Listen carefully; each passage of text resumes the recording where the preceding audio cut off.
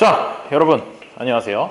지금부터 이제 오래간만에 업로드하고 인사드리는 것 같긴 하네요. 자, 지금부터는 제5편 생산요소 시장과 소득 분배 파트를 좀 한번 같이 보도록 하시죠. 그 중에서 첫 번째 시간입니다. 제11장 생산요소의 가격과 고용량 이쪽 부분을 이제 보도록 하죠. 11장입니다. 생산요소가 어쨌다고요? 생산요소의 가격과 고용량 이 두 가지에 대해서 좀 살펴보도록 하지요. 자, 그러면 시작하기 앞서서 일단 생산 요소가 뭐냐? 생산 요소가 뭐냐? 요거부터 보고 가야 되겠죠.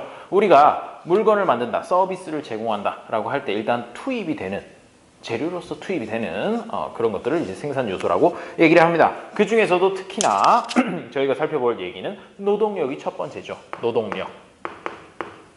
즉 사람들이 회사에 가서 일을 하고 이런 것들을 갖다가 얘기를 한다는 거죠. 노동력 첫 번째고요. 그 다음에 두 번째는 자본. 즉 회사에서 기업에서 물건을 만들어서 팔려고 하는데 뭐가 필요해요? 노동력만 있으면 되나요? 아니죠. 기계도 있어야 되죠. 기계를 사기 위해서 뭐가 필요해요? 돈이 필요하죠. 그런 자본 이런 것도 얘기를 하게 되고요. 그 다음에 뭐 전통적인 의미에서보다는 조금 그 중요도가 떨어졌다고 할 수 있지만 여전히 필요한 것이 바로 토지입니다. 이렇게 크게 세 가지에 대해서 좀 살펴보도록 할 겁니다. 물론 그 중에서 제일 중요한 건 이거 노동력, 노동 공급이 어떻게 되는가, 노동 수요가 어떻게 되는가 이런 것들을 갖다가 중심적으로 살펴보도록 하겠습니다. 자, 교재는요. 저희 교재에 뭐 쓰는지 모르시는 분들을 위해서 다시 한번 이렇게 안내를 드리면요. 이중 교수님께서 쓰신 요 경제학 원론이죠. 경제학 원론 제5판 최신판입니다. 요거를 사용을 하고 있습니다. 자, 뭐 그래도 경제학 원론을 공부하시는 분들 같은 경우에 제일 많이 보시는 책이기도 하죠. 자, 그래서 사용하고 있으니까요. 페이지는 262페이지부터 한번 보시면 될 것 같습니다. 자, 뭐 배경 설명 뭐 이런 것들이 나와요. 배경 설명이 나오지만 제일 중요한 건 뭘까요? 지금부터 얘기하려고 하는 거 이때까지 얘기했던 거는 상품 시장에 대한 이야기였습니다. 상품 시장. 즉 기업에서 이미 만들어 놓은 상품 그걸 갖다 팔 때 기업이 만들어서 소비자들 가게에서 가게 마켓 샵이 아니고 이제 하우스홀드 집에서 가족들이 이렇게 사는 그런 시장에 대한 얘기를 주로 했었던 것이 이 상품 시장에 대한 얘기고요. 이제는 공급자와 소비자가 바뀝니다. 왜요? 생산 요소니까요. 즉 무슨 얘기냐? 노동력을 예로 든다라고 하면 노동력의 공급자는 누가 되나요? 일반 가정이 되겠죠. 그래서 이제 공급자가 이전에는 소비자였던 가정이 이번에 노동 공급 같은 경우에는 노동시장 같은 경우에는 공급자로서 역할을 하게 된다는 얘기가 되겠죠. 반대로 소비자 역시 생산 요소의 소비자가 바로 기업이 된다는 거, 그 정도가 좀 차이가 날 수 있을 것 같습니다. 물론 그럼에도 불구하고 뭐가 또 여기서 얘기를 하겠어요? 당연히 가격과 관련된 얘기를 하겠죠. 가격이 이 어떤 공급량이라든지 아니면 소비량 이런 걸 결정해 준다라고 하는 게 우리 경제학의 가장 기본적인 논리니까요. 자, 그럼 계속해서 보도록 하죠.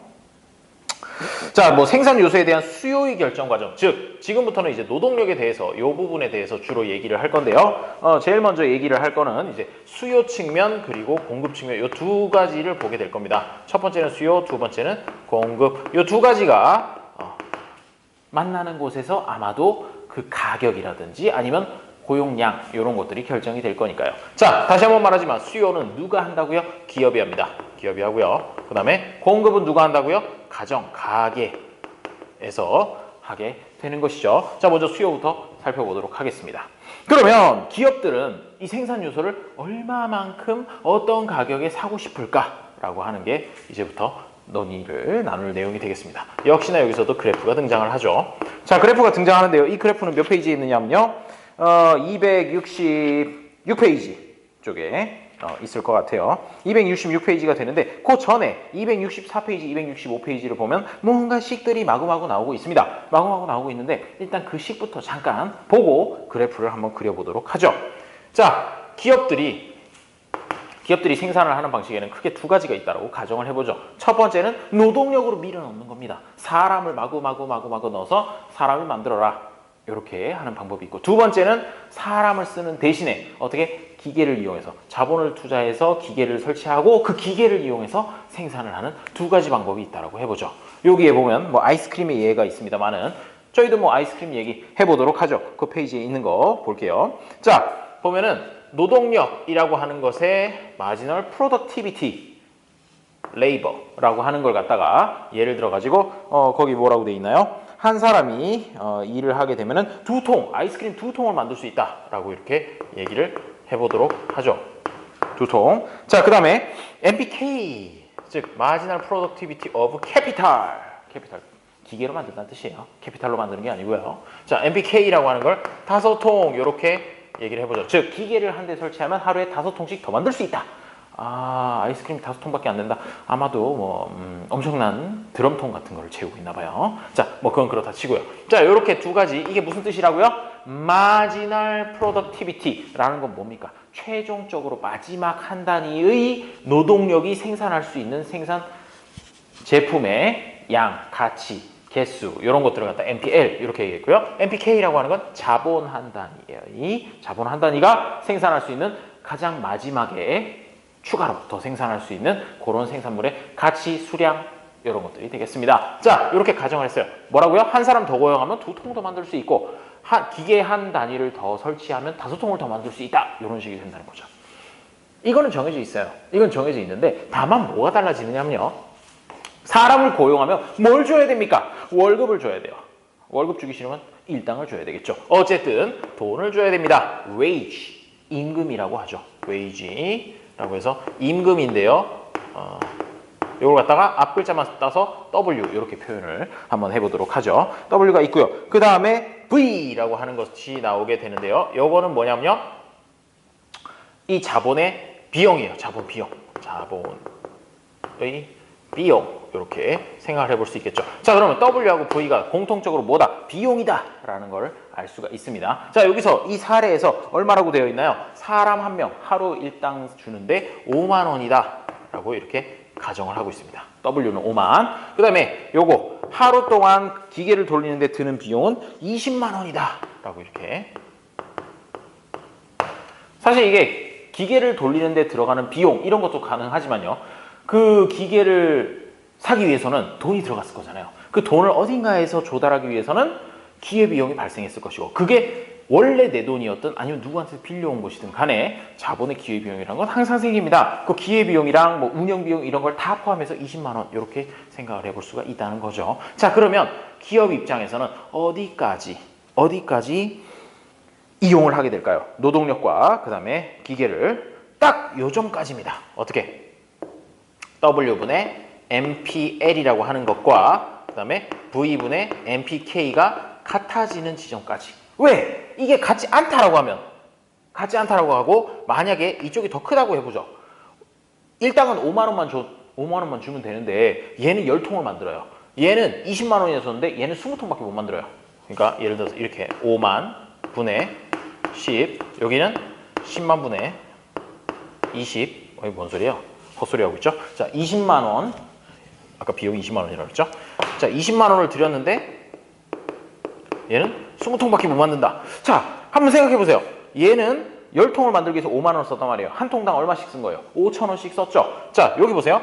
20통을 만드는데 20만 원을 썼어요. 즉, 한 통 만드는데 만 원을 썼단 말이에요. 어머나, 제가 기업 담당자라면 요거를 선택할 것 같아요. 뭐라고요? 노동을 더 고용을 하게 된다는 거죠. 기계 됐어요. 기계 됐고 노동, 사람 더 넣자.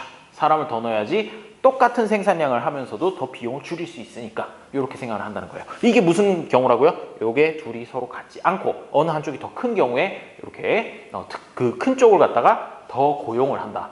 노동이든 아니면 자본이든 더 사용을 한다라는 그런 얘기가 되겠어요. 그러다 보니까 어디까지 하느냐? 얘네들이 완전히 같아지는 점까지 요 노동을 고용을 하게 된다. 수요하게 된다. 라는 그런 얘기가 되겠어요. 자, 그러면 이제 거기 있는 식을 어느 정도 이해를 하셨겠죠. 자, 보시면 거기 나와 있는 식은 요 식도 있지만 요걸 갖다 분모 분자 이렇게 바꿔놓은 식도 있어요. 바꿔놓은 식이라고 해서 특별히 의미가 달라지진 않습니다. MPL분의 W는 MPK분의 V 위에가 등호가 성립하면 당연히 밑에도 등호가 성립해요. 요거는 어떤 게 좀 더 보기 편하냐 뭐 그런 의미에서 사용을 합니다. 일반적으로는 요거를 더 많이 사용을 한다라고 얘기를 하는데 위에 것도 전혀 사용하지 않는 건 아닙니다. 그러니까 같이 알아두시면 되겠죠. 뭐 특별히 이걸 외우실 필요까지는 없어요. 납득하시면 됩니다. 왜? 아까 말씀드렸죠? 오케이, 그 정도로 하고 넘어가도록 하죠. 자, 그런데 공급은 좀 이따가 쓰도록 하고, 자, 일단 지울게요. 자, 여기에서부터 이쪽으로 따라오세요. 이쪽으로 따라와가지고 보시면 한번 생각을 해보도록 하죠. 여기서 만약에 상품 시장이든, 그러니까 여기서 만들어 놓은 아이스크림 이걸 파는 상품 시장이든 아니면은 요 생산량을 갖다가 이게 생산량이 아니죠. 생산 요소를 거래하는 시장이든 전부 다 완전 경쟁 시장이라고 한번 생각을 해보죠. 완전 경쟁 시장. 좀 공부한 지 오래되셨을 수도 있고 아니면 지금 뭐 몇 시간 전에 공부하셨을 수도 있습니다만은 완전 경쟁 시장에서 가장 큰 특징이라고 하는 것은 뭐였느냐면요. 마지널 코스트 하고 뭐가 같아진다고요? 시장에서 거래하는 가격하고 같아진다라는 특징이 있었죠. 자, 이게 여기에서 이쪽에 있는 식이랑 연결을 시킵니다. 연결을 시켜가지고 어떻게 해요? MPL분의 W하고 MPK분의 V하고 뭐가 같아지느냐? 마지널 코스트가 같아지는 지점까지 생산을 하는 게 가장 이윤을 극대화시킬 수 있고요. 그건 또 완전 경쟁 시장에 한해서는 P랑 같아지는 지점까지 가능한 거죠. 요 밑줄 긋은 부분, 요 부분은 어디에서만? 완전 경쟁 시장에서만 이렇게 되는 거죠. 완전 경쟁 시장. 다른 데서는 요 부분은 성립 안 합니다. 요 부분은 성립 안 하고 요쪽 옆에까지만 성립을 하게 되는 것이죠.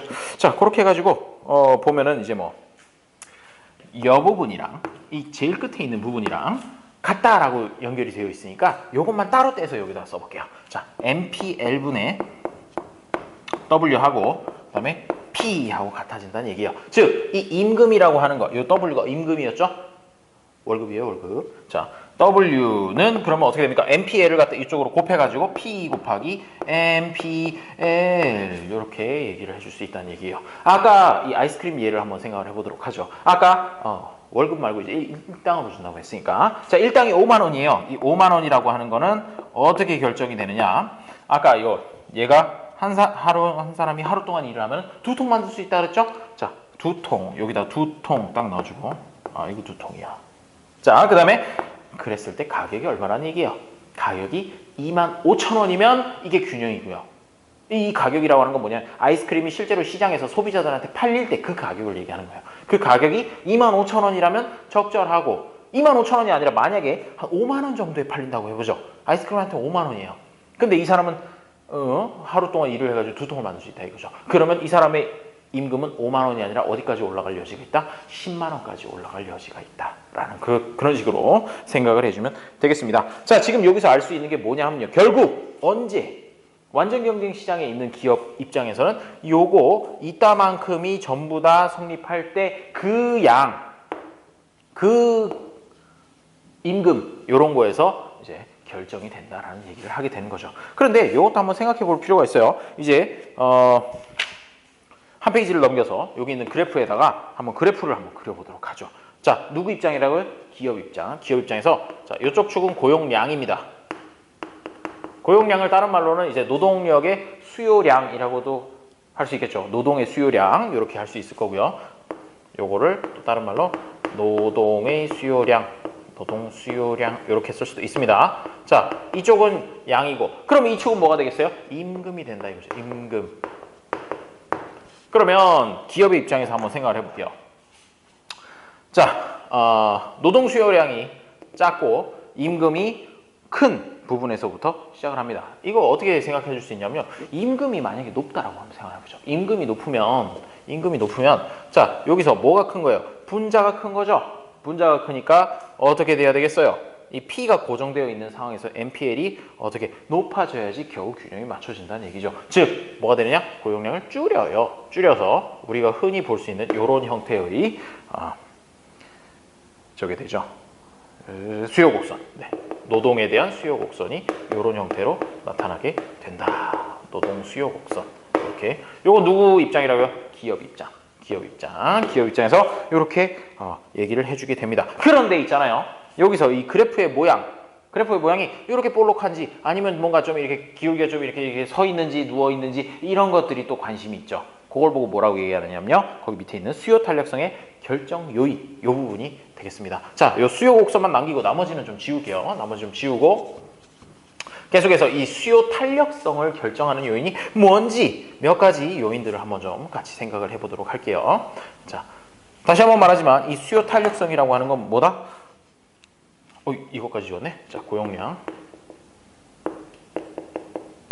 임금이 바뀌었을 때 이 고용량이 얼마나 민감하게 변하느냐. 민감하게 변하면, 자, 여기서 중요한 얘기가 나오네요. 자, 탄력성이라고 하는 거 어디서나 마찬가지입니다만 경제학에서는 탄력성을 이란 말을 많이 쓰죠. 탄력성이라고 하는 거는 탄력성이 크면 또는 탄력성이 작으면 이렇게 두 가지를 한번 개념적으로 생각해 볼 필요가 있어요. 탄력성이 크다는 얘기는 뭐냐면요.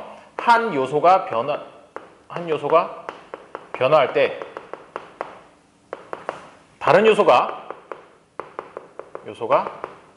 민감하게 반응하면 그게 탄력성이 큰 거야. 민감하면 탄력성이 큰 거. 그리고 민감한 거의 반대말이 뭐예요?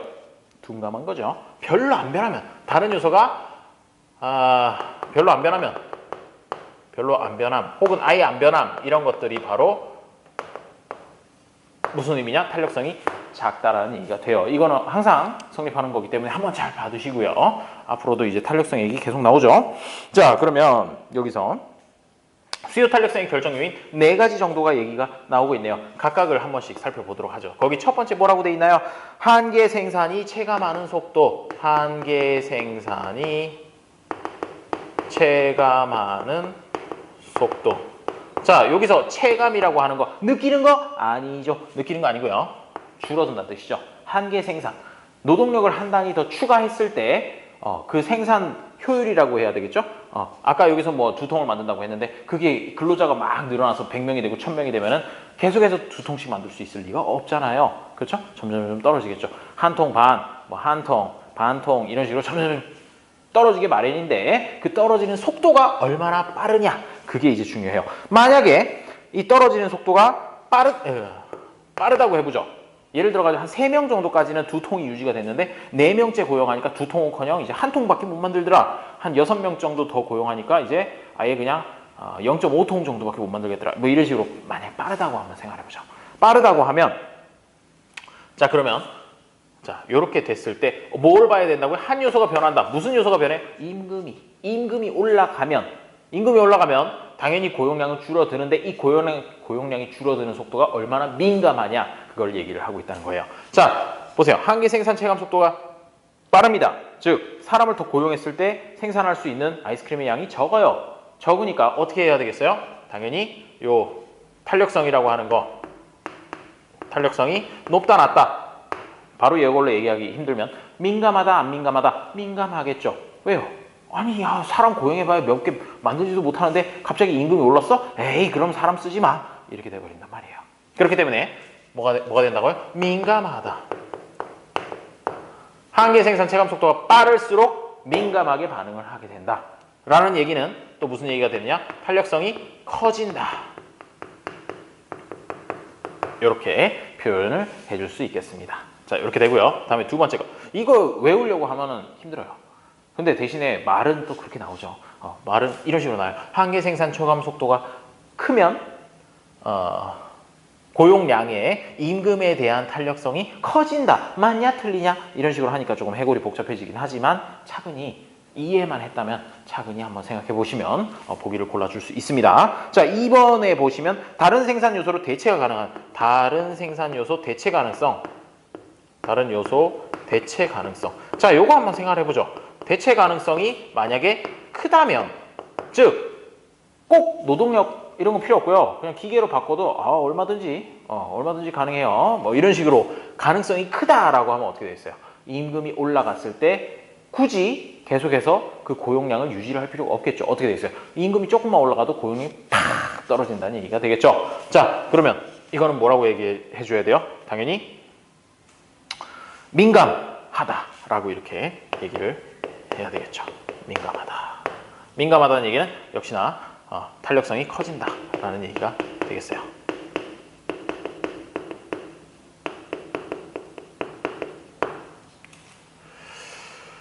자, 그리고 3번을 하기 앞서서 아까 1번 요거 한번 예를 하나만 더 들어볼게요. 한계 생산 체감 속도가 거기 교재를 보죠. 한계 생산 체감 속도가 빠르게 체감할수록, 그러니까 빠르게 떨어질수록 가격 탄력성이 더 작아진다라는 얘기는, 한계 생산이 빠르게 체감한다는 것은 노동의 투입량을 조금만 늘려도 한계 생산 가치 현저하게 떨어진다는 뜻이다. 이렇게 한계 생산 가치가 빠르게 떨어지면 노동의 가격이 떨어져도 수요량이 그다지 크게 늘 수 없다라고 해가지고 아까 제가 얘기한 거랑 반대 얘기를 하고 있죠. 그래요. 다시 알아두도록 하죠. 민감하지 않습니다. 민감하지 않고요. 둔감이라고 할게요. 자, 둔감하다. 이렇게 얘기를 해주면 되겠습니다. 자, 탄력성이 커지는 게 아니라 탄력성이 작아진다. 이렇게 얘기를 해야 되겠네요. 자, 왜냐면요. 제가 얘기를 하다 보니까 뭔가 좀 이상한 느낌이 들어서 한번 다시 확인했어요. 탄력성이 작아짐. 자, 그리고 탄력성이 커짐. 이렇게 되고요. 자, 세 번째 요소입니다. 세 번째 요소 보시면 총 비용에서 차지하는 비중이라고 얘기하네요. 뭐가 차지하는 비중일까요? 총 비용에서 차지하는 비중. 이 임금이 총 비용에서 차지하는 비중, 그걸 갖다가 얘기를 하고 있는 겁니다. 만약에 총 비용에서 차지하는 비중이 꽤나 높다라고 한번 해보도록 하죠. 그러면 무슨 일이 일어날까요? 기업은 노동의 가격에 조그만 변화만 생기더라도 어떻게 매우 민감한 반응을 보이게 될 것이라는 거죠. 아주 민감하다라는 그런 얘기가 되겠어요. 이 얘기는 역시나 탄력성이 커진다라는 얘기도 됩니다. 탄력성도 같이 커진다. 왜? 비용이 조금만 늘어나도 어때요? 뭐 한 10%밖에 안 올랐어요. 그런데 총 비용이 거의 뭐 10% 가까울 정도로 확 올라가게 된다는 거죠. 그렇기 때문에 민감할 수밖에 없다라는 얘기가 되겠고요. 네 번째는 상품에 대한 수요의 가격 탄력성. 자, 이 생산 요소가 아니라 상품에 대한, 상품의 수요에 대한 가격 탄력성. 수요의 가격 탄력성. 수요의 가격 탄력성이 크다면, 자, 그러면 어떻게 될까요? 수요 탄력성이 크다면 이게 뭐냐면요, 아까 그 아이스크림이 생산했죠. 아이스크림이 가격이 조금만 올라도 수요량이 푹 떨어져요. 이런 식이다. 민감하다라고 하면은 당연히 어떻게 되겠어요? 임금이 올라가게 되면 생산 비용이 늘어나니까 그게 상품 가격에 영향을 미칠 수밖에 없겠죠. 그런데 그렇게 되면 어떻게 된다고요? 수요량이 푹 떨어진다고요. 따라서 여기서는 노동의 가격이 올라 상품의 가격도 따라 오르고, 이 때문에 상품의 수요량이 급격히 줄어든다면 노동의 수요량은 어떻게 되겠어요? 늘어날 리는 없잖아요. 그렇죠? 상품 수요량이 줄어드는데 갑자기 노동을 많이 공급하면 망하는 지름길이에요. 그래서 요거 같은 경우에 민감하게 반응을 하고요. 탄력성이 커진다. 이렇게 얘기를 해줄 수 있겠네요. 요것들은 이제 보기에서 이렇게 나올 수 있어요. 보기에서 나올 수 있고, 요게 뭐 옳은 걸 골라라, 틀린 걸 골라라, 이런 식으로 얘기를 하게 됩니다. 나중에 우리 문제풀이 강의에서 실제로 그런 문제를 한번 좀 보도록 하겠어요. 자, 요까지가 수요에 대한이 아니고 노동력에 대한 수요 곡선이 결정되는 그 원인, 그리고 어떤 경향성, 그 다음에 요 탄력성이 무엇에 의해서 결정되는가, 이런 요소들에 대해서 좀 살펴봤습니다. 자, 요까지가 이제 절반이고요. 다음에 얘가 수요 측면에서 어떻게 되는지만 알아가지고는 결론이 안 나죠. 어디를 봐야 되겠어요? 그 다음은 공급 측면을 살펴봐야겠죠. 아까 여기 2번 공급 있었는데 지금 지웠어요. 자, 그러면 지금부터는 수요 측면은 됐고 이제 공급 측면을 한번 살펴보도록 하죠. 지우도록 하겠습니다. 여기 좀 지우고.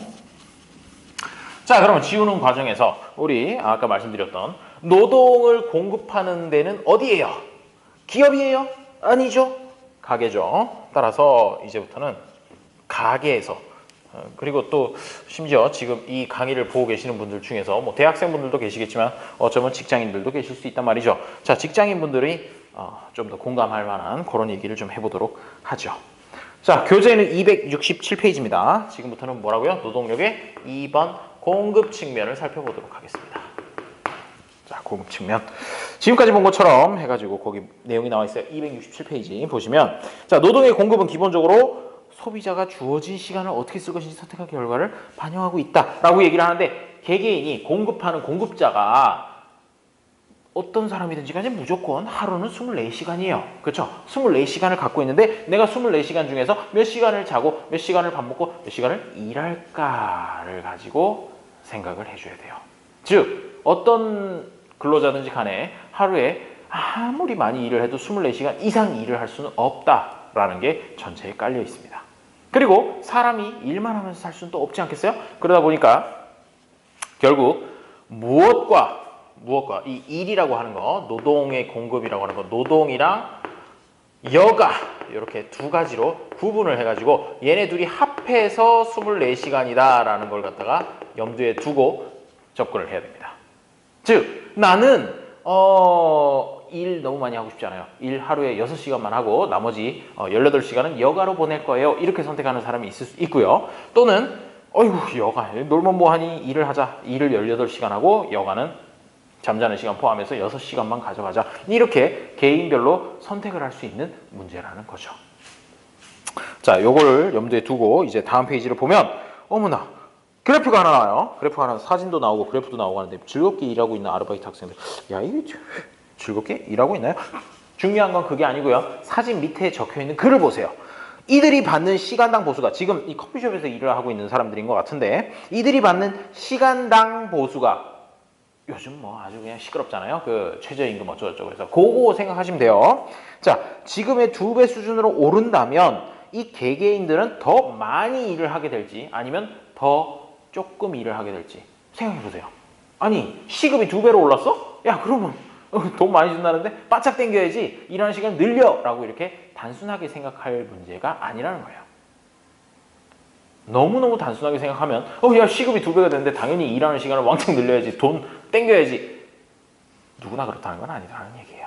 그래서 지금 여기서부터 논의가 진행이 됩니다. 자, 논의를 진행하기 앞서서 일단 결과부터 먼저 말씀드릴게요. 결과부터 말씀드리면 지금 여기 있는 그래프라고 하는 건 이제 요 생산 요소 특히 노동력에서 수요 쪽 노동의 수요 곡선을 그려놓은 형태입니다. 일반적인 상품 시장이었다면 공급 곡선이 이런 식으로 올라가겠죠. 일반적인 상품 시장에서 봤던 수요 곡선, 공급 곡선 이런 식으로 생겼었잖아요. 그런데 아주 독특하게도 이 노동력을 다루는 생산 요소 시장에서는 이 특성 때문에 노동과 여가를 합쳐서 24시간 이상이 될 수 없다라는 특성 때문에 얘가 꺾입니다. 자, 어떻게 꺾이냐면요. 이렇게 해서 커지다가 어느 순간인가 뒤로 가버려요. 이런 걸 보고 뭐라고 얘기를 하느냐? 꺾이긴 꺾이는데 뒤쪽으로 꺾인다 그래서 후방 굴절 공급 곡선 이렇게 얘기를 합니다. 뒤로 꺾였다라는 얘기가 되는데 자 어디 한번 살펴보도록 하죠. 왜 이런 일이 일어나게 되는지 한번 같이 거기 살펴보도록 할게요. 자 여기에 임금이 자꾸 바뀌어요. 임금이 아주 낮은 수준에서 점점 시급이 올라간다라고 이렇게 생각을 해주시면 돼요. 시급이 올라가요. 시급이 올라가면 경향성이 어떻게 되는지 보죠. 아주 조금 정말 싸구려로 이렇게 돈을 주고 있었을 때는 공급하려는 내가 일을 해야겠다라고 생각하는 사람 자체가 별로 없다는 얘기예요. 그러다가 임금이 자꾸 늘어나면 어떻게 돼요? 고용량이 즉 공급량이 내가 일을 하고 싶어하는 양이 늘어나는데 요점을 지나니까 어떻게 돼요? 임금 수준, 시급은 더 자꾸 올라가는데 일하려고 하는 시간은 자꾸 줄어드는 이런 모습이 나타나게 된다는 거죠. 자, 뭐 조금 느낌이 좀 오시나요? 그 회사 다니고 계신 분들은 공감할 수 있을 것 같기도 한데 말이죠. 자, 생각을 한번 해볼게요. 물론 대부분의 회사에서는 연봉제를 택하고 있기 때문에 뭐 이렇게 시급으로 월급이 결정되는 그런 데는 좀 드물긴 하지만 뭐 그렇다고 한번 생각을 해보죠. 자, 1시간에 1,000원을 준대요. 아이고 먹고 살려니까 정말 힘드네. 야, 1,000원 1시간 일한다고 1,000원 준다고? 아유 나 일 안 할래. 이런 식으로 해가지고 공급량이 작은 거예요. 내가 뭐 1,000원 1시간 동안 그거 쇠가 빠지게 해가지고 굳이 1,000원 하려고 일 안 해. 이래버린다는 거죠. 그러다가 갑자기 이제 시급이 2,000원, 3,000원, 4,000원, 5,000원 해가지고 최저 시급을 돌파하기 시작하면 그때부터는 일을 하겠다고 이제 사람들이 점점 마음을 먹기 시작해요. 그런데 뭐 예를 들어가지고 지금 최저 시급 수준이 뭐 7,000원쯤 되나요? 제가 정확하게 몰라요. 세상에. 자, 뭐 어쨌든 최저 시급을 받는다고 한번 생각을 해보도록 하죠. 최저 시급을 받는 상황에서 하루에 8시간씩 꼬박꼬박 일주일에 5일씩 일을 해가지고 꼬박 일을 해봐야 얼마나 벌 수 있습니까? 생각보다 많이 못 벌어요. 정확한 금액도 모르면서 생각보다 많이 못 번다고 이렇게 떠들고 있는데 자 150만 원을 받는다고 가정해보죠. 아마 150만 원이 채 안 되는 것 같긴 한데 그건 나중에 한번 계산해 보시고요. 자, 150만 원을 받는다는 얘기예요. 150만 원을 받으면 먹고 살기가 빡시죠. 먹고 살기가 빡시니까 어떻게 돼요? 아이고, 내가 시급 어디 조금이라도 더 시급 주는 데 있으면 가서 일을 더 해야겠는데 이렇게 생각을 한다는 얘기예요. 왜? 지금 먹고 사는데 필요한 적어도 한 달에 뭐 200만 원이나 300만 원이나 이만큼이 안 되니까 조금이라도 더 일을 하고 싶어 한다라고 해서 고용량이 늘어나는 구간인 거예요. 요 구간까지는. 그런데 한번 조금 수준을 훅 높여보죠. 수준을 훅 높여서 내가 한 달에 1,000만 원씩 벌고 있어요. 자, 한 달에 현금으로 1,000만 원씩 팍팍 꽂혀요. 팍팍 꽂히는 상황에서 그런데 지금 내가 12시간씩 일을 하고 있단 말이에요. 하루에 12시간씩. 주 6일, 뭐 주 7일 이런 식으로 12시간씩 일을 해서 한 달에 1,000만 원을 벌고 있습니다. 자, 이 상황에서 황 선생, 내가 100만 원 더 줄게. 100만 원 더 줄 테니까 지금 근로하고 있는 것 중에서 한 10% 정도만 더 일을 해주겠나? 라고 이렇게 얘기를 한다는 거예요. 그러면 저는 이제 고민에 빠지게 되죠. 야, 내 100만 원을 더 받으려고 지금보다 10%를 더 일해? 그러면 12시간이 아니라 거의 뭐 13시간, 14시간을 일을 해야 된다는 얘기인데? 라는 마음이 들면서 굳이 1,000만 원이면 먹고 사는데 지장 없는데 내가 꼭 더 일을 해야 될까라고 이렇게 생각을 하게 된다는 거예요. 방금 제가 얘기한 거 되게 중요한 부분이에요. 내가 이미 먹고 살 만큼 벌고 있는데 추가로 돈을 조금 준다고 해서 굳이 일하는 시간을 늘릴까라고 이렇게 생각하는 그것 때문에 이렇게 굴절이 되는 겁니다. 보세요. 임금이 자꾸 올라가죠. 시간당 임금률이 엄청나게 높아요. 1시간만 일해도 1,000만 원씩 버는 그런 뭐 연예인들은 그렇게도 한다 그러더라고요. 시간당 1,000만 원씩 버는 사람이 있다고 쳐보죠. 그러면 그 사람은 야, 나 하루에 그냥 한 2시간만 일하면 안 될까? 2시간만 일해도 충분한 것 같아. 굳이 내가 뭐 12시간 일해가지고 그 시간에 돈 쓰러 다녀야지 라고 이렇게 생각할 수 있게 된다는 거죠. 그것 때문에 이렇게 굴절하게 되는데 그걸 갖다가 조금 더 논리적으로 설명을 하자면 두 가지 요인으로 얘기를 하게 됩니다. 대체 효과와 소득 효과.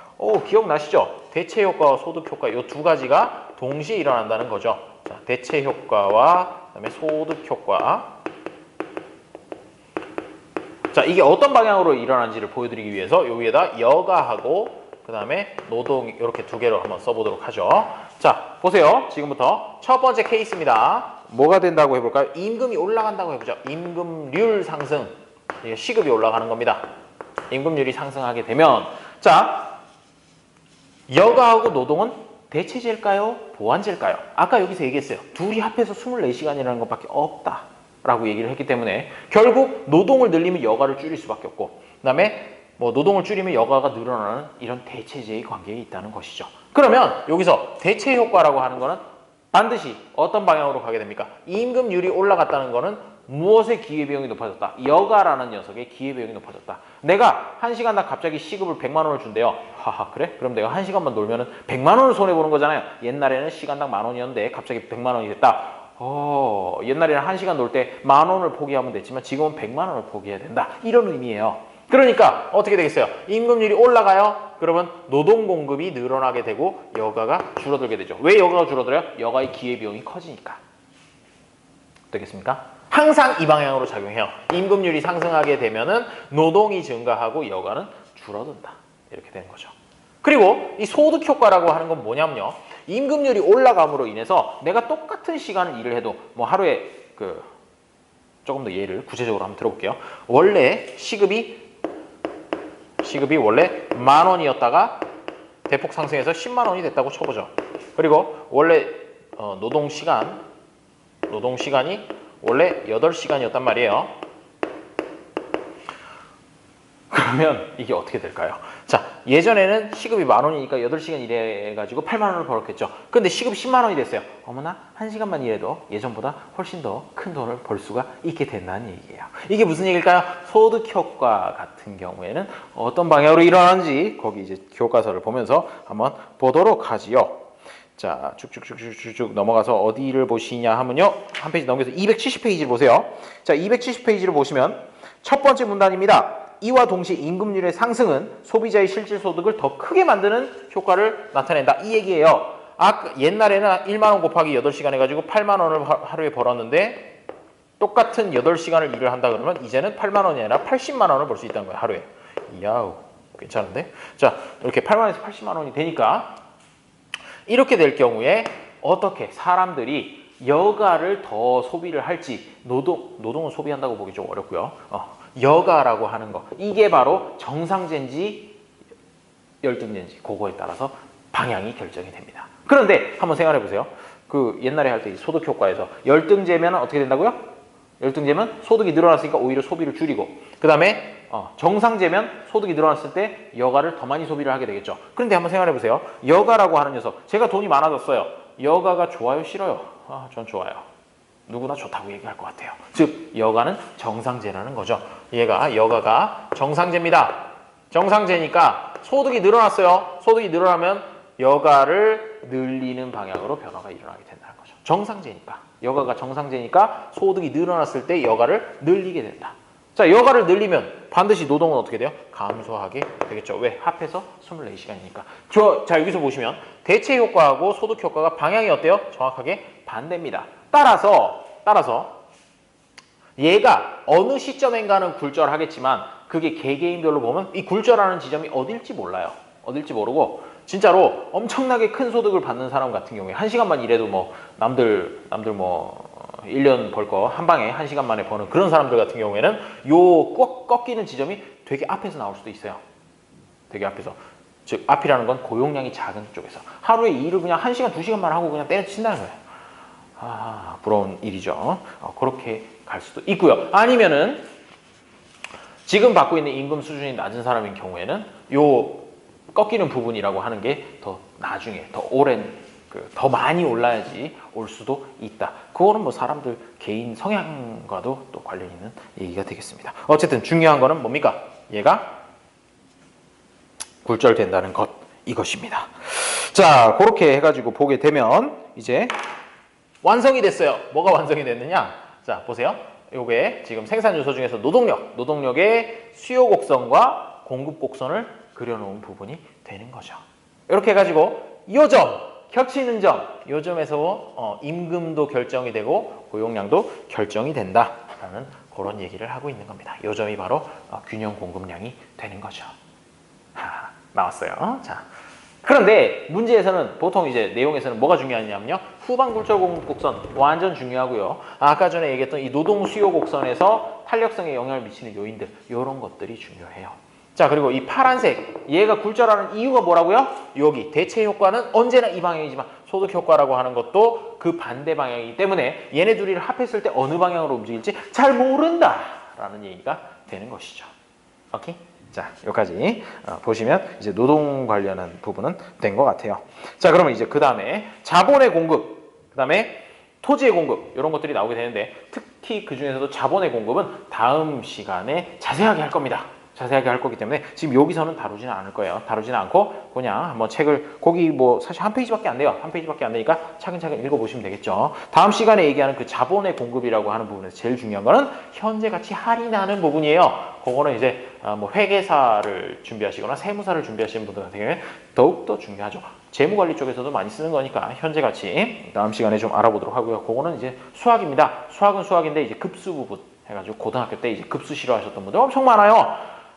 그런 분들은 조금 힘들지도 모르지만 그렇게까지 어려운 건 아니니까 걱정하지 마세요. 자, 노동은 이 정도 하고 자본은 다음 시간에 말씀드리고 이제 토지 부분을 한번 보도록 하죠. 자, 칠판을 싹 지우고 이제 토지 부분을 얘기를 해볼게요. 이 그래프 잘 기억해 두셔야 돼요. 그 중에서도 뭘 기억하시라고요? 후방 굴절 공급 곡선 왜 이렇게 나타나는지, 그리고 수요 곡선이 의 탄력성이 무엇에 의해서 결정되는지 그 두 가지를 좀 중점적으로 기억을 해두시면 좋겠습니다. 자, 이제 토지의 공급, 요거를 좀 얘기를 해보죠. 자, 토지, 우리가 생각하는 그 토지 맞습니다. 땅이에요, 땅. 자, 땅이라고 하는 거. 그러면 마찬가지로 이제 수요하고 공급 이쪽을 생각해 볼 건데, 수요는 아까 노동력이랑 별로 달라질 게 없어요. 그냥 이렇게 뭐 그 있잖아요. W분의 MPL이랑, 자, 이건 뭐 렌트니까 R이라고 해볼까요? MP 랜드? 잠깐, 똑같이 L이잖아. MP 땅. 한글 들어가네요. 요거랑 같아지는 지점에서 나타나게 되는 거죠. 즉 수요 곡선이라고 하는 거는 특별한 형태가 아니라 아까 봤던 형태하고 비슷해요. 자, 토지 사용량이라고 할까요? 토지 사용량 축이 되고, 이쪽이 토지의 가격이니까 토지의 가격을 다른 한자로 표현하면 지대가 되겠죠. 지대. 영어로는 렌트예요. 렌트. 이렇게 된다고 했을 때, 자, 수요 곡선이라고 하는 거는 그냥 일반적인 형태 이런 식으로 나타나게 됩니다. 자, 요거까지는 빠르게 설명을 드리고, 그 다음에 이제 공급 측면을 볼게요. 공급 측면을 보면, 자, 땅의 공급. 땅을 공급해? 땅을 뭐 만들 수 있는 건 아니잖아요. 그렇죠? 땅은 이미 딱 한계가 있단 말이에요. 많은 사람들이 그렇게 생각을 해요. 땅은 공급의 총량이 결정되어 있는 거 아닌가요? 이렇게 얘기를 하게 됩니다. 맞아요. 공급 총량, 이 세상에 존재하는 땅의 넓이라고 하는 건 간척 사업을 하지 않는 이상은 고정되어 있는 건 맞습니다. 하지만 여기서 얘기하는 건 뭐냐? 이 상품을 생산하기 위한 생산 요소로서의 땅이에요. 즉, 땅이라고 하는 게 무조건 기업들이 공장 짓는 데만 쓰는 게 아니라는 얘기죠. 뭐예요? 주거용도 있고요. 농업용도 있고 뭐 많죠. 뭐 많은데 여기 용도가 굉장히 여러 가지가 있지만 그 중에서 특히나 공장 부지로 사용하는 땅의 지대가, 땅의 렌트가 올라간다 그러면 원래 주거용이나 아니면 농업용으로 사용하고 있던 땅까지도 전부 다 공장 용지로 바뀔 수도 있다는 얘기예요. 그런 의미에서 공급이라고 하는 건 반드시 고정되어 있지는 않습니다. 만약에 그냥 단순히 생각해서 이 세상에 존재하는 땅의 넓이는 한정적이니까 그만큼만 공급할 수 있어 라고 하면 이렇게 생길 거예요. 공급 곡선이. 뭐죠? 토지 사용량이란 건 이 수준에서 딱 고정돼서 지대가 얼마가 되든 상관없이 요만큼만 공급을 한다라는 얘기가 되고요. 조금 전에 제가 설명한 것처럼 다른 용도의 땅이 공장 부지로 바뀌는 것까지 생각을 해준다면 요거보다는 조금 더 아까 봤던 형태에 가까운 식으로 이렇게 갈 수는 있겠죠. 그런데 일반적으로 굉장히 똑바로 서 있는 쪽으로 요거에 가깝다고 얘기는 해요. 왜냐하면 땅이라고 하는 게 용도를 그렇게 쉽게 변경할 수 있는 것도 아니고 왜 행정적이라든지 뭐 이런 여러 가지 법적 규제 이런 것들 때문에 그렇게까지 막 공급량이 쉽게 막 확 바뀌지는 않거든요. 게다가 땅 계약하게 되면 뭐 사람 일당 주면서 쓰는 거랑은 비교도 안 되게 오랜 기간을 기본적으로 계약을 하게 되죠. 5년, 10년, 20년 이런 식으로 계약을 하다 보니까 당연히 공급 곡선이 어떻게 거의 직선에 가까운 형태로 나타나게 된다는 얘기예요. 자, 거기 271페이지에 나와 있는 부분 방금 말씀드렸고요. 그 다음에 이제 생산 요소 시장의 균형 해가지고 아까 나왔던 얘기 있는데 제가 방금 그린 그림은 275페이지에 나와요. 275페이지를 보시면 토지의 공급 곡선 해가지고 요걸 갖다가 토지의 공급 곡선 이렇게 얘기를 해요. 그리고 아까 이 빨간색이 뭐라고요? 토지의 수요 곡선. 토지의 수요 곡선. 자, 그러면 여기 헷갈리니까 아까 옆에 있던 거는 하나 지울게요. 요거는 지우고. 자, 그럼 한번 보세요.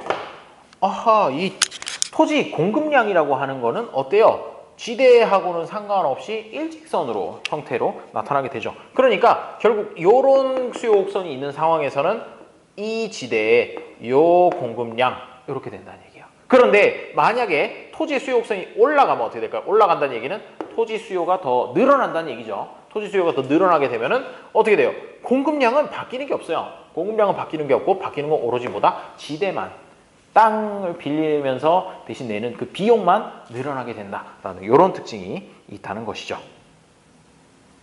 자, 그러면 여기서 이제 그 그래프를 그려놓고 이제 중요한 개념이 나옵니다. 중요한 개념이 나오는데 경제적 지대와 전용 수입 이런 두 가지 얘기가 나오죠. 경제적 지대 그리고 전용 수입 이렇게 두 가지 얘기를 하게 되는데요. 일단 경제적 지대라고 하는 건 뭐냐?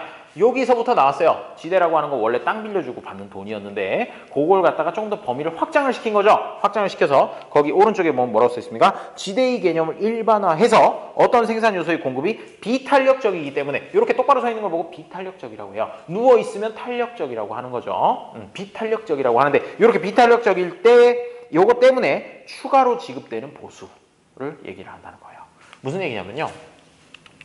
토지 공급량이 딱 결정이 돼 있는 한에서 이 토지 빌려주는 사람은 사실은 얘를 갖다 빌려주면서 드는 비용이라고 하는 건 요 곡선이도 요 곡선인데 아무 상관없이 똑같아요. 똑같은데 수요가 늘어남으로 인해 가지고 갑자기 지대만 이따만큼 올라가는 이런 효과가 생겨났다는 거죠. 이걸 보고 뭐라고 하냐? 수요가 늘어남에 의해서 경제적 지대를 토지 소유자가 토지 공급자가 얻게 되었다라고 이렇게 얘기를 해주는 거죠. 자, 그래서 거기다가 경제적 지대라고 하는 부분에다가 괄호 딱 이렇게 묶어놓고 별도 하나 이렇게 달아두세요. 별도 달아두시면 이 지대의 개념, 이거 경제적 지대라고 하는 거 그러니까 땅값만이 아니라 더 여러 가지 이제 뭐 노동 관련해서도 쓰일 수 있습니다. 어떤 경우에 쓰일 수 있느냐면요. 아주 유명한 탤런트는 별로고 아주 유명한 가수라고 한번 생각해 보죠. 가수라고 하면은 얘가 몸값이 비싸요. 행사 한 번만 뛰어도 뭐 몇천만 원 줘야지 오죠. 몇천만 원 줘야지 오는데 왜 그렇게 됐을까요? 그 사람이 뭐기 때문에 공급이 그 사람 한 명밖에 없거든요. 이 세상에 뭐 좋아하시는 가수 뭐 아무나 한번 떠올려 보세요. 저는 별로 떠오르는 사람이 없네요. 자, 누구 하지? 자, 뭐 트와이스라고 해보죠. 제가 뭐 특별히 트와이스 좋아하는 건 아닙니다만은, 자, 트와이스라고 하는 팀이 한 팀밖에 없다 보니까 이 한 팀 공급량은 얘가 가격이 얼마나 올라가든 아무 상관없이 무조건 공급량은 한 팀이에요. 그 사람들이 뭐 이렇게 몸이 여러 개가 있는 게 아닌 이상. 자, 그런데 수요가 늘어나게 되면 어떻게 돼요? 부르는 게 가격이 되죠. 원래 인기 없었을 때는 그냥 행사 할 테니까 무대 서게 해드릴 테니까 오세요. 이런 식으로 하면 그냥 자기 돈 내고 와서 공연해요. 그러다가 인기가 올라가게 되면 수요가 늘어나니까 쭉쭉쭉쭉쭉 이 수요 곡선이 올라가게 되고 결국 한 번 행사 뛸 때 수천만 원씩 이렇게 받아가게 된다는 거죠. 그게 바로 경제적 지대의 대표적인 예예요. 운동선수라든가 아니면 뭐 탤런트라든가 연예인 이런 사람들 공급이 딱 제한되어 있기 때문에 가격이 푹 올라가는 거, 그 올라가는 부분에 대해서 경제적 지대라고 이렇게 표현을 한다는 겁니다. 자, 그 다음에 그 밑에 있는 전용 수입이라고 하는 것도 그 바로 밑에 있죠. 어디 얘기하고 있는지 아세요? 275페이지 오른쪽 부분에 조그맣게 써 있는 거, 조그만한 단어로 써 있는 거, 그 두 개를 얘기하고 있는 겁니다. 자, 전용 수입이라는 건 뭐냐? 생산 요소의 공급자가 받아야 하겠다는 최소한의 금액을 뜻하며 그 생산 요소를 현재의 고용 상태에 묶어둠으로써 발생하는 기회비용으로 해석하는, 읽어봐도 뭔 소리인지 몰라요. 한 페이지 넘겨보시면 그래프를 보면 조금 더 이해를 할 수 있는데요. 자, 여기서는 조금 표현하기가 어렵고요. 예를 들어가지고 요거보다는 조금 더 탄력적인 공급 곡선을 갖는 녀석이 있다라고 해보죠. 여기다가 어떻게 그릴까요? 요걸 지우고 그릴게요. 그냥 어차피 이거 쓸 만큼 썼으니까. 자, 잘 보세요. 여기 이걸 지웁니다. 하하, 지웠어요. 자, 그리고 공급 곡선을 일단 그려볼 것인데, 공급 곡선을 아까는 이렇게 수직선으로 그렸는데 그거보다는 조금 더 탄력적이다 라고 해가지고 뭐 이런 식으로 이렇게 한번 그려보도록 하죠. 토지의 공급 곡선이에요. 그러면 이게 어떻게 되느냐면요, 예를 들어 가지고 요 점에서 이 수요 곡선이랑 이렇게 만난다고 한번 쳐보도록 하죠. 그렇게 되면 요만큼 토지 사용량은 요 점이 되고요. 그 다음에 지대, 땅을 빌림으로써 내야 되는 가격은 요 지점이 될 거예요. 자, 그러면 이 공급하는 사람 입장에서는 사실 요 밑에 있는 빨간색으로 이렇게 빗금 친 부분에 비용만 받아도 빌려줄 수 있어요. 요거 이상 받으면 좋은 거죠. 요거 이상 받으면 좋은데 어쨌든 요 빨간색보다만 많은 금액을 제시한다면 빌려줄 용의가 있다. 요걸 보고 뭐라고 얘기하느냐? 전용 수입이라고 얘기를 하는 거예요. 어디서 많이 본 것 같지 않아요? 소비자 잉여, 생산자 잉여 할 때 그 부분이랑 거의 비슷한 개념이라고 보시면 돼요. 거의 비슷한 개념이라고 보시면 되고, 그렇다면은 요쪽에 있는 파란색 빗금 친 부분을 뭐라고 하느냐? 이게 바로 경제적 지대가 된다는 거죠. 얘가 점점 비탄력적이 되면 비탄력적이 될수록 어떻게 되냐? 대부분이 경제적 지대로 채워지게 돼요. 얘는 지금 밑부분이 전용 수입이잖아요. 얘가 똑바로 서면 아예 완전히 똑바로 섰다고 하면은 그거는 전용 수입은 0이고 경제적 지대가 여기 이 사각형 넓이 전체를 차지하게 되는 그런 사례도 있을 수 있다는 얘기가 되겠습니다. 자, 좋습니다. 경제적 지대랑 전용 수입 이 두 개념도 좀 잘 알아두시면 좋겠네요. 자, 그러면 이제 11장의 마지막 주제인 수요 독점 부분을 한번 보도록 하죠. 자, 우리 노동력 얘기했고요. 자본은 다음에 얘기하기로 했고, 토지 얘기했어요. 토지의 공급 곡선이 어떻다? 탄력적이다, 비탄력적이다? 비탄력적이다. 비탄력적이다 보니까 뭐가 생겨났다? 경제적 지대가 생겨났다. 경제적 지대는 뭔데요? 전용 수입 빼고 나머지 부분이 다 경제적 지대예요. 라고 이렇게 요약을 해두시면 되겠고요. 이제 수요 독점으로 가보도록 하죠. 자, 뭔가 독점을 하긴 하나 봐요. 독점을 하긴 하는데 뭘 독점한대요? 수요를 독점한대요. 뭐지? 사는 사람이 수요인데. 자, 그러면은 고용으로 다시 돌아가서 한번 얘기를 해보도록 하죠. 고용인데, 자, 고용시장에서, 노동력 고용시장에서 수요 독점이라고 하는 건 일단 노동력을 수요하는 곳은 어디예요? 기업이죠. 기업인데 예를 들어가지고 거기 얘가 나와 있어요. 뭐라고 돼 있냐? 예를 들어 담배를 만드는 데만 사용될 수 있는 특정한 기술을 가진 사람이 있다라고 해보자 라고 하면은 공급하는 사람이 있어요. 나 담배 할 줄 아는 건 담배 만드는 것밖에 없는데 그래서 일자리를 알아봅니다. 일자리를 알아봤더니 뭐 많이 알아볼 필요도 없어요. KT&G 외에는 아무데도 지원할 데가 없다는 거죠.